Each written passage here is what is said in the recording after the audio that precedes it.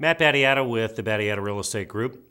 Selling your short sale property to an investor. There are many companies out there that routinely solicit sellers who are upside down on doing short sales and selling that short sale to an investor who intends to buy it and flip it or buy it and rent it out. Now, there's nothing inherently wrong with investors. Real estate investors are great for the market. But when it comes to a short sale, I would recommend you be extremely leery if you are approached by a company that wants to try to sell your property as a short sale to an investor. And the reason is an investor wants to buy your property at a discount. They're trying to make money. There's nothing wrong with that. But in a short sale, the bank takes great pains to make sure that they are getting market value. An investor typically wants to buy a property at 30, 40, 50% discount, 30, 40, 50 cents on the dollar. They do not want to pay market value. There's an inherent problem right there because the bank wants to get market value.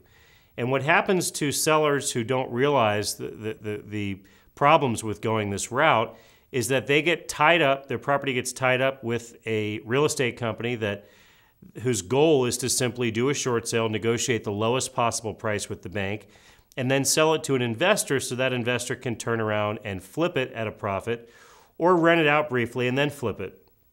This is asking for trouble because what happens is when that investor finds out that the bank is unwilling to sell it to them at a huge discount, the investor no longer is interested in the property. And at this point, the seller is usually months and months behind on their payments.